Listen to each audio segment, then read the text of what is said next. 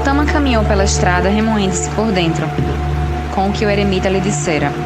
Antes de deixar o reino de seu pai, tinha lutado contra Mara da única maneira que sabia, tentando aliviar o sofrimento e a necessidade sempre que pudesse. Os santos perseveram, ainda que a dor retorne apesar de sua compaixão.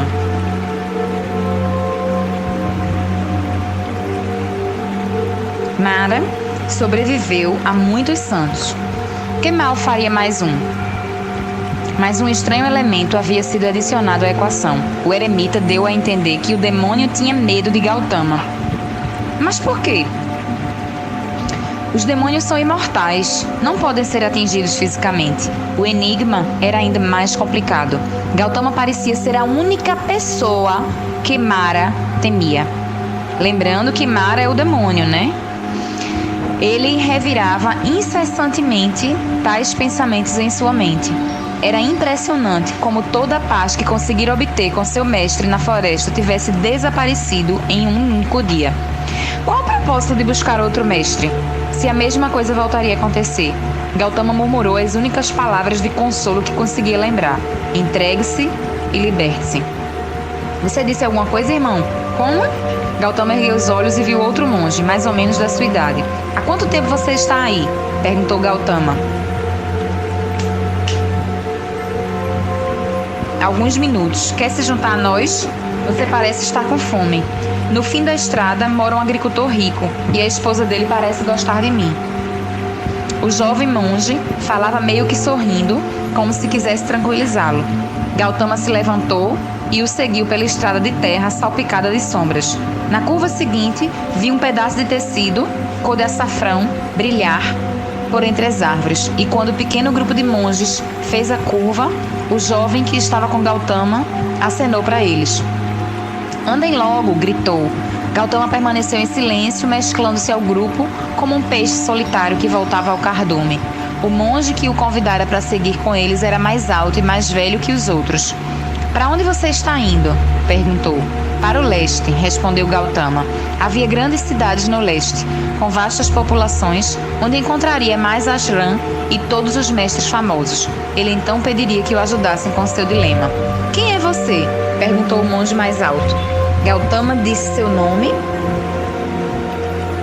e o monge mais alto deu o seu, Pabata. Vamos acompanhar você para o leste o máximo que pudermos. Você ficará mais seguro em grupo. Esses 4 maltrapilhos aí são os meus primos. Todos vocês queriam ser monges? Perguntou Gautama surpreso. Pabata riu de um jeito acanhado. Todos nós queríamos ver o que a vida tinha de oferecer, além de um vilarejo que a floresta tenta invadir todo ano. Seus primos abanaram a cabeça concordando. Começaram a conversar entre si, ignorando o estranho. E não se passou muito tempo até Gautama perceber de que tipo de pessoas se tratava. Eram jovens típicos, todos adolescentes, com exceção de Pabata, que só queria sair de casa.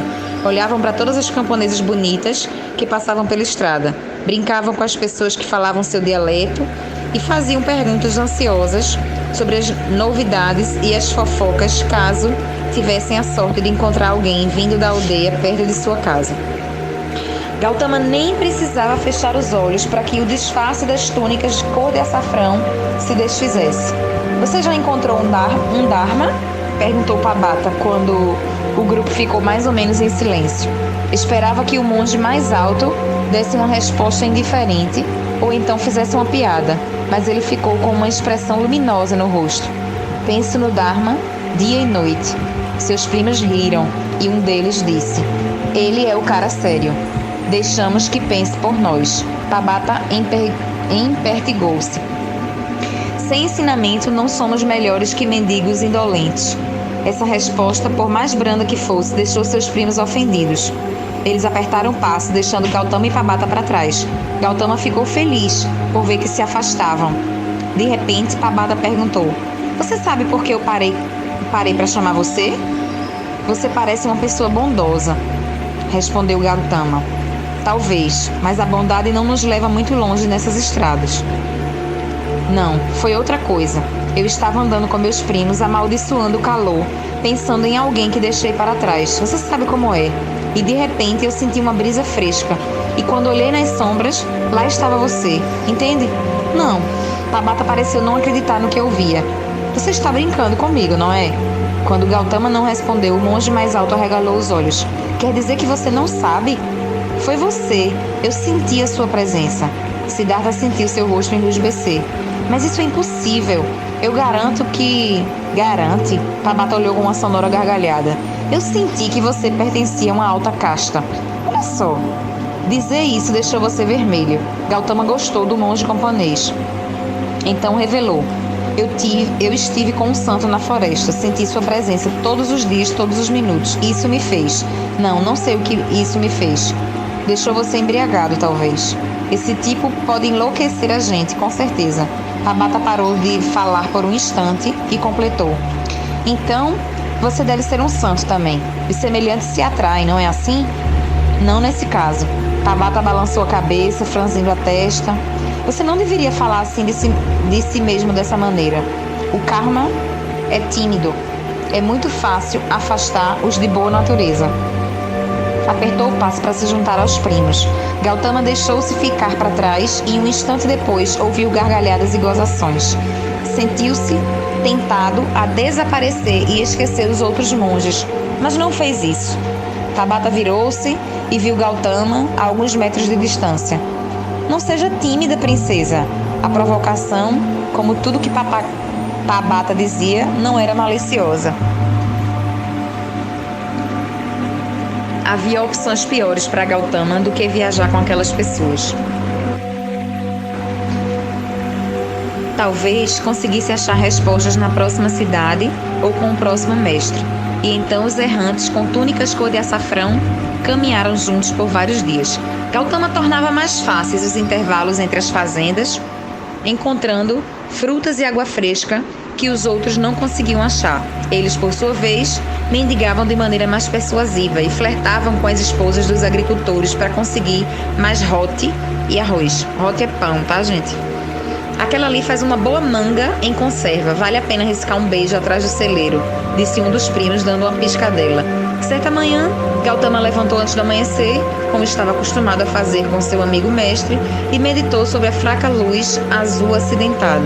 Lavou-se num riacho e raspou a barba com a concha afiada de um mexilhão de água doce. Quando voltava para o acampamento, sentiu algo estranho. Depois de alguns instantes, uma brisa fresca fez cócegas em sua nuca. O calor pesado da manhã já impregnava o ar, e Gautama parou. Ergueu uma das mãos e percebeu que, sem dúvida, sentia uma corrente de ar fresco ao redor da cabeça. Ele experimentara a mesma sensação perto do mestre, sem entender porquê. Então, deu meia volta e foi em direção à estrada principal e não para o acampamento. Não encontrou ninguém melhor que aqueles monges durante todo o tempo em que estivera caminhando. Contudo, não podia ficar, a não ser que quisesse se transformar no falso deus. Ao sair da floresta densa, Gautama viu que a estrada principal estava repleta de viajantes. Baixou a cabeça e tentou ser discreto ao máximo, mas não podia evitar juntar-se àquela procissão. Carroças de agricultores eram uma visão constante, indo para o mercado e de volta para casa. Às vezes havia uma caravana de mercadores, geralmente cercada de guardas armados para proteger os valiosos fardos de seda e especiarias escondidos nas carroças puxadas por cavalos. Gautama observava-os inquieto. Era como fantasmas para ele, não mais pessoas de carne e osso, como imagens de sonho que podia atravessar com as mãos caso se aproximasse. À medida que seus corpos desapareciam, ele enxergava outra coisa com clareza. Cada pessoa levava um fardo invisível. O jovem monge ficou admirado por nunca ter percebido aquilo antes. Todos andavam ou guiavam suas carroças carregando suas vidas sobre os ombros. Uma trouxa de memórias repleta de tristeza e desapontamentos. Aquele homem jamais se recuperara do fato de ter perdido a esposa, que morreu no parto. Aquele outro tinha medo de passar fome. E o que vinha mais atrás, preocupado com um filho que fugiu de casa e que talvez tivesse morrido numa batalha. E sempre havia o peso da velhice e da doença, a preocupação infinita com o dinheiro, as dúvidas incessantes sobre o futuro. Olhem! Uma criança mais ousada que as outras apontou para Gautama e pulou da carroça onde estava. Correu e puxou a saia de cor de açafrão do monge, sorrindo. O menino não pediu nada. Só se segurou a saia e caminhou ao lado de Gautama. Em vez de ralhar com ele ou chamá-lo de volta, os pais nada disseram, concordando com o que fazia. Preciso encontrar os meus irmãos de novo, murmurou Gautama. Afastou a mão do menino e se virou. Ao ir embora, pôde ouvir o choro da criança lá atrás, e aquilo, assim como os olhares que as pessoas lhe lançavam, o deixou perturbado. Já ouvira crianças chorarem assim muitas vezes, quando não havia mais comida ou quando o bondoso príncipe Siddhartha não tinha mais moedas para distribuir. Mas Gautama não deu nada, nem tirou nada daquela criança, exceto a si mesmo. Gautama encontrou o caminho que o levava até a estrada principal e logo estava envolto pela escuridão protetora da floresta. Talvez os 5 primos ainda estivessem no campo. Não gostavam de viajar durante o período mais quente do dia. Assim que os encontrou, Pabata pareceu perplexo, tentando imaginar por que Gautama ficara tanto tempo longe deles, mas nada disse. A solidão era um dos poucos privilégios dos monges. Gautama teve o cuidado de pegar algumas mangas pelo caminho para aplacar a curiosidade dos outros primos, caso quisessem lhe fazer perguntas. Deitou-se sobre uma árvore, olhando para a luz que filtrava pelas folhas, fazendo pequenos círculos brancos no solo da floresta. Os outros já estavam cochilando, mas ele não conseguia dormir. Não possua nada. Dê tudo. Era esse o pensamento dele. Não possua nada. Dê tudo. Não está me reconhecendo? Gautama ergueu a cabeça do enfermo e trouxe a cuia de água até seus lábios. O homem estava inconsciente quando os monges noviços, os bicos, o encontraram. Gautama achou que ele ainda estava vivo. Pediu que os bicos colocassem o corpo em sua cabana e deixassem os 2 a sós. Eles obedeceram sem pestanejar. Primeiro porque, onde quer que Gautama fosse, de campo em campo, de ajrã em ajrã, ele era reverenciado. Saíra da floresta havia apenas 1 ano, mas muitos dos noviços sussurravam que alguém como ele, um homem de tamanha influência e poder, deveria ser um mestre e não um velho yogi. Havia então outra razão. Se o homem que encontraram na floresta estivesse de fato morto, Gautama poderia trazê-lo de volta à vida. Ele estava cercado de história de milagres. Por mais que as desencorajassem, elas nunca eram esquecidas. Não está me reconhecendo? Repetiu Gautama quando viu as pálpebras do homem estremecerem e os olhos se abrirem. Eu não sei. A fome e a desidratação tinham deixado sua mente fraca. O homem olhou em sua volta, observando a cabana, confuso por não saber como chegar ali. E então voltou os olhos para o rosto de Gautama e observou com atenção. Ah, o santo! Você me chamava assim, Ganaka. Mas não se preocupe. Você também não me disse que santos não existem? Ainda que estivesse muito fraco, Ganaka deu um sorriso irônico. Você esperou todo esse tempo para provar que eu estava errado? Sua cabeça caiu para trás, lutou contra outra onda de delírio. Ganaka fora encontrado bem longe na floresta por acaso quando os bicus estavam caçando uma gazela com seus arcos e flechas. Eu não pedi a sua ajuda. É a minha vida. Quem é você para salvar a minha vida? Murmurou. Mas você não estava prestes a desistir dela? Gautama considerara essa possibilidade. Alguém tão experiente quanto Ganaka não andaria a esmo sozinho, a não ser que desejasse morrer.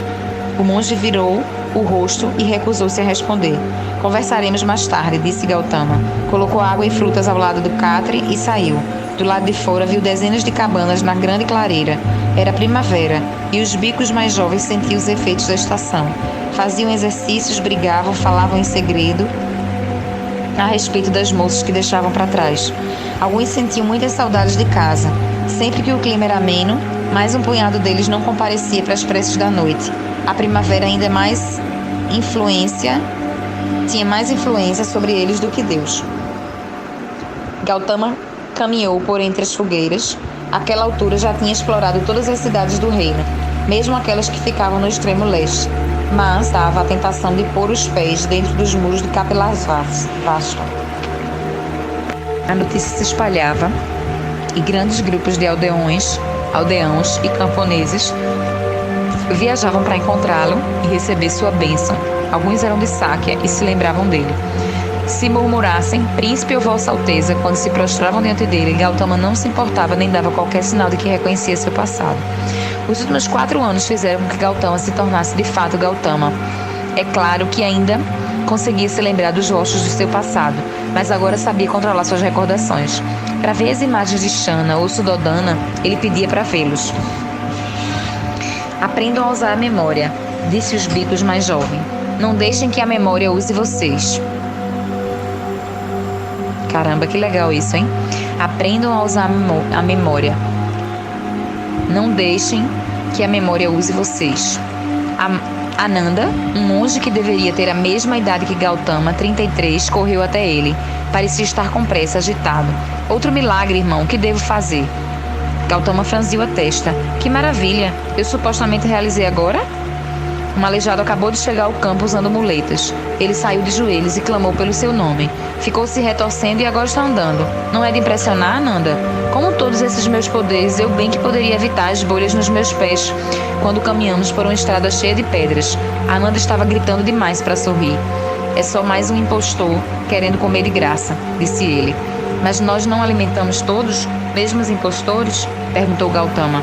Ananda mordeu a língua. Ninguém era tão próximo a Gautama em suas andanças, graças à sua total devoção a ele e à sua adoração sincera a Deus.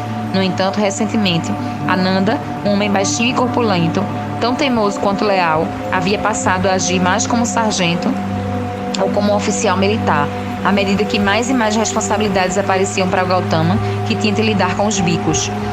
Acho que sei o que fazer, disse Gautama. Sentou-se perto da fogueira central, sobre um banco rústico de madeira, sempre que paravam por algum tempo. Os noviços apressavam-se em construir cabanas, bancos e coisas afins, com a madeira da floresta. Alimente-o bem, e então diga que precisa de suas muletas para ajudar outro aleijado. Se ele hesitar em entregá-las, diga-lhe para vir até aqui e dizer por quê. Imagino que amanhã de manhã, nem ele, nem as muletas vão estar por aqui. Ananda finalmente conseguiu sorrir. Ele jamais entregará as muletas. Ele precisa delas para o próximo milagre. Imagino que sim. Embora não fosse o monge mais velho, Gautama fora dispensado dos serviços gerais do acampamento. Em vez disso, cuidava dos principais problemas do guru. Não quero aumentar o seu fardo, mas você é amaldiçoado pelo seu dom, disse o guru. E qual é o meu dom? Perguntou Gautama. Os bicos acreditam que você é pai deles. Mas não deveria ser você o pai? O guru deu de ombros. Eu já me livrei das minhas maldições. O nome do mestre era Udaka, e ele era o segundo luminar que Gautama encontrara em suas andanças. O primeiro, chamado Alara, era um estudioso, recluso e introspectivo, um brahmane, mas muito diferente de Kanki. Alara não se importava com o sistema de castas. Ele mergulhava nos Vedas e sequer pensava em comer se alguém não colocasse uma tigela ao lado de sua mesa de estudos. Quando chegou ao acampamento, Gautama imediatamente chamou a atenção de Alara. Sua cabeça, que pendia sobre um texto sagrado, estudando, logo se ergueu, e ele apertou os olhos como se estivesse olhando para uma luz intensa. Em vez de cumprimentá-lo, Alara fez uma pergunta. Forasteiro, se as escrituras dizem que devo evitar a violência, deveria eu ignorar uma briga e não me intrometer?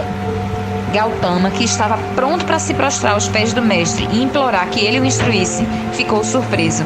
Abriu a boca para dizer: diga-me qual a resposta, ó sábio. Mas o que disse foi: só evitar a violência é uma demonstração de virtude, mas é uma virtude ainda maior ajudar a aplacar a briga e fazer com que os inimigos cheguem a um estado de paz. Ah, disse Alara, parecendo satisfeito. Deu um tapinha no chão de madeira rústica ao seu lado, indicando o lugar para que Gautama se sentasse. Ele até mudou a posição do pequeno tapete de orações, que ocupava para que seu novo discípulo ficasse mais confortável. Os 2 meses seguintes foram bem diferentes do silêncio que Gautama partilhara com o eremita da floresta. Alara era um jnani, um filósofo. Ele refletia e conversava. Para que serve a mente, se não para encontrar Deus? Dizia ele. As escrituras asseveravam que esse mundo físico é uma máscara, e mesmo assim a máscara não é física. É feita de ilusões, e as ilusões são criadas pela mente. Você compreende? Só a mente consegue desfazer o que ela mesma cria.